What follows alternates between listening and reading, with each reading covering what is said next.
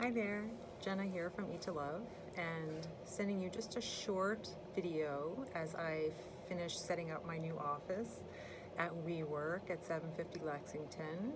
But I didn't want to miss the chance to connect with you this week. So this week I wanted to talk about something that it's taken me really years to recognize. I'm someone who thinks of herself as always struggling with the winter blues or seasonal affective disorder.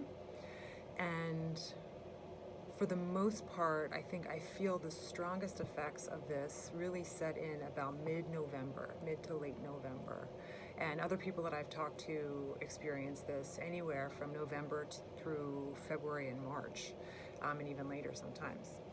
But after paying attention to this and really giving it some thought, I realized that the changes that lead up to what I think of as seasonal affective disorder start at this time of the year, at the end of August, beginning of September, when the light starts to change and it's getting darker a little bit earlier.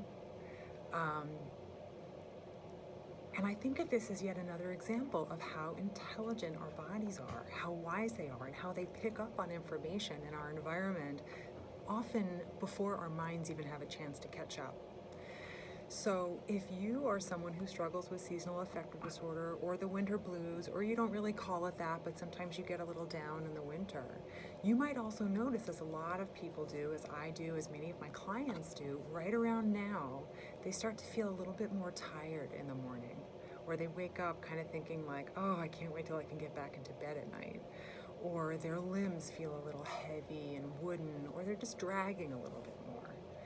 And rather than thinking of this as something to struggle against or a problem to fix, consider also thinking of it as evidence of your body communicating with you and picking up on things, and that it's wise, and that it's sensing changes and responding to those changes. We might do things a little bit differently in the fall in order to work with this. We might make sure we get outside in the sunlight a little bit more. We might use a sad light, a light that is specifically designed to increase our ability to receive the proper amount of light, to have these warm, fuzzy feelings that we tend to associate with the summertime. We might eat slightly differently, more comforting foods, more dark green leafy vegetables, more omega-3s from fish. We might engage in therapy or just reach out to our friends.